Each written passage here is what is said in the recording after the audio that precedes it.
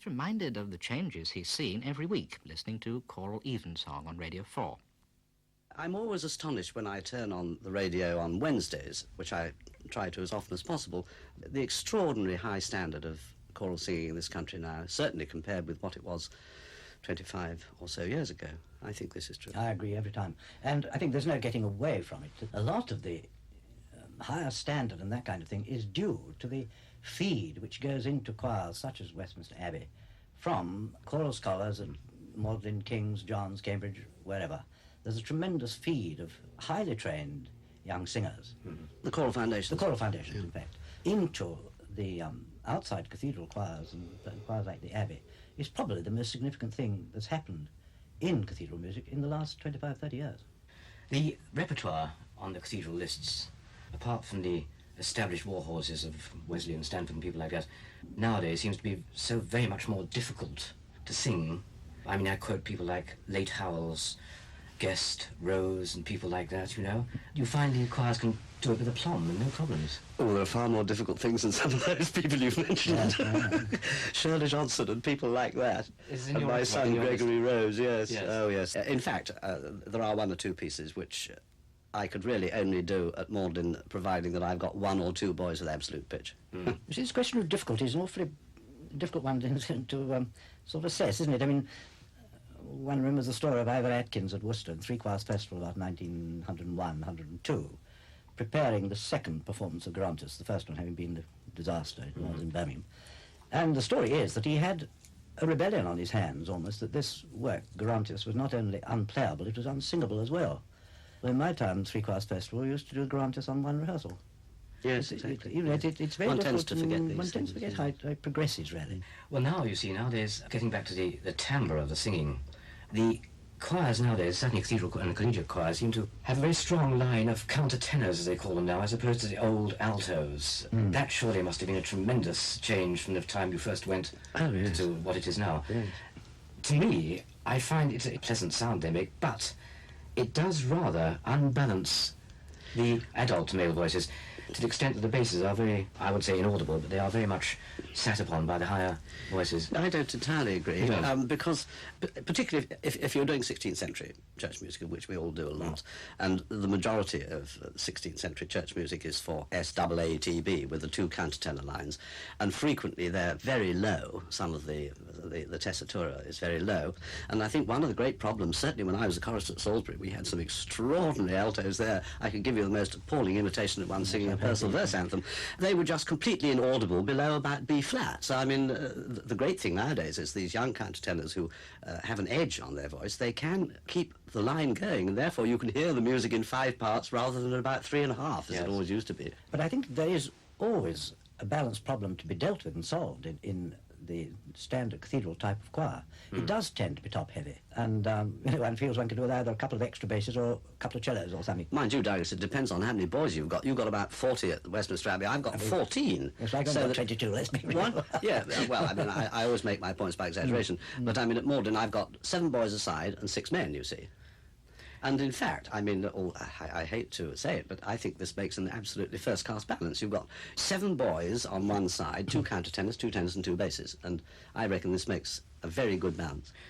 Do you tend to sing, on the services, do you tend to, I was going to say flog, it's not quite the word, do your own composers from Westminster Abbey or Magdalen, for instance? I mean, gives more airing than other places would.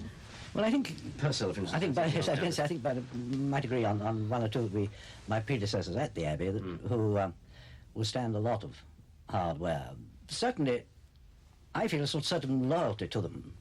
You know, Gibbons and Purcell and Blow were the 3 bright stars in the Abbey firmament, and I think he'd be a very unwise, rather blind occupier of my job if he didn't really give them, not pride of place by any manner of means, but a very considerable, as you say, airing. John Blow, very much overshadowed by Purcell in some ways, but in some ways, even greater originality at times than Purcell, I think.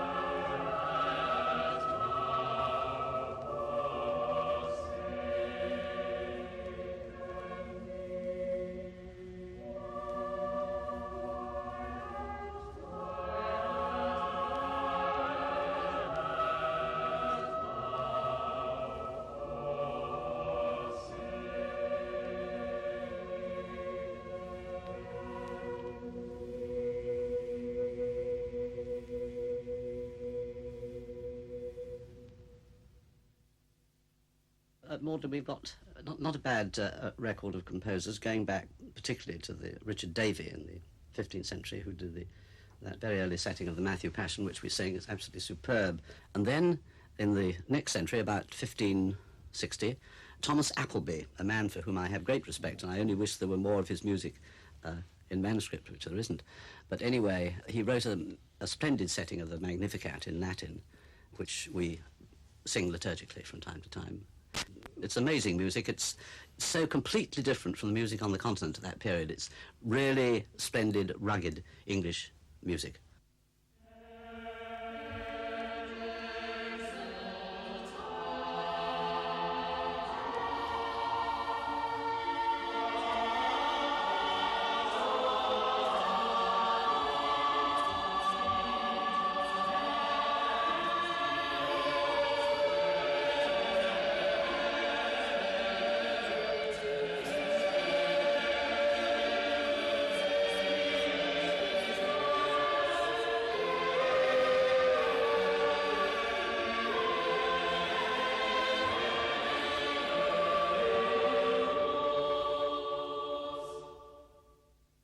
And then, after that, of course, we have people like Stainer. We do quite a bit of Stainer.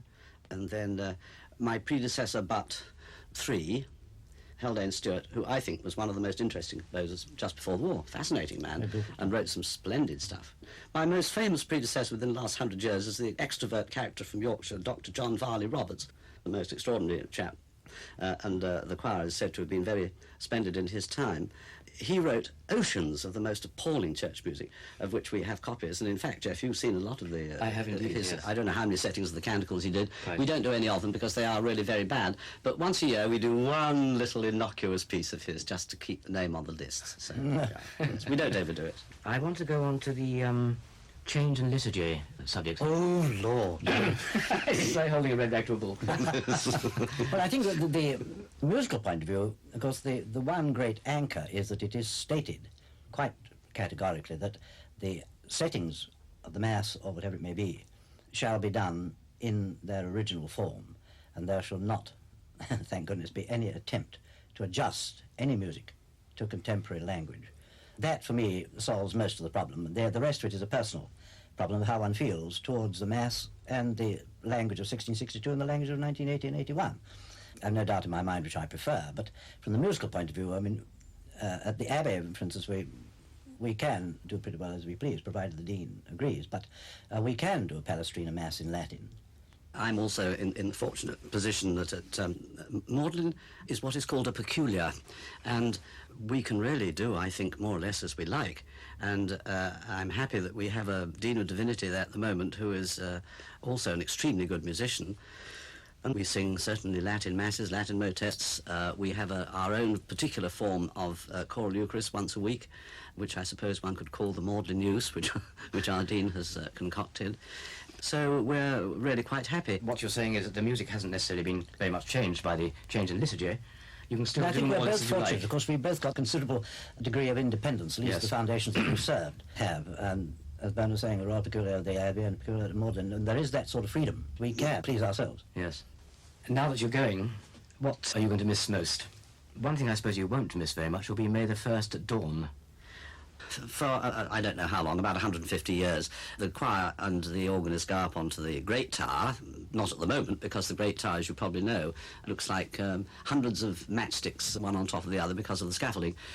But until however long it was ago, 4 years, I suppose, we go up onto the tower every May morning, and we wait for the Great Tower to strike 6, and then we sing a piece of music by Benjamin Rogers, one of my predecessors, called Te Deum Patrem Codimus, and then we sing a madrigal of some sort, or this year we're going to sing the Reading Rota, actually.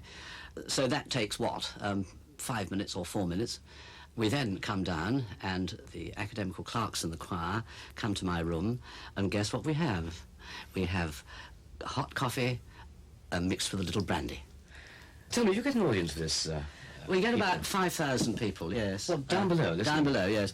It used to be a very pleasant occasion.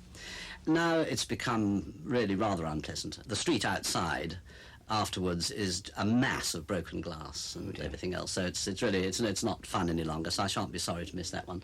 But the college has been very generous, and they've made sure that they will remember me at the top of the tower because they've put my gargoyle up there, which is now in situ. It doesn't look like me in the slightest, but it is there. And Douglas, how do you look back when you retire? With regrets or mixed feelings?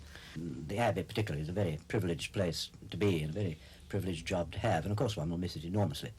On the other hand, I mean, it is a pressure job, and it'll be really quite pleasant, at least I think it will, just to have some of that pressure lifted off one's day-to-day existence. And I think really bearing out the fact that at 65, it's time you made room for somebody else, however you may feel yourself. It's time to get out and let somebody else have a go.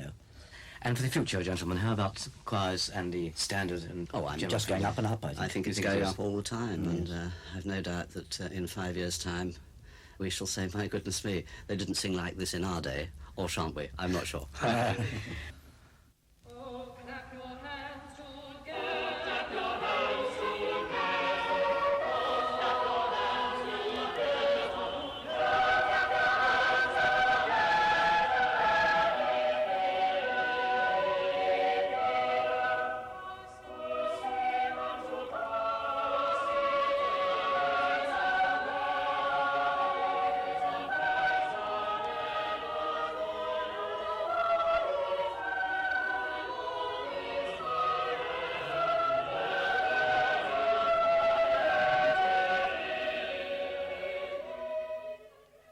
The choir of Westminster Abbey under Douglas Guest in an anthem by Orlando Gibbons.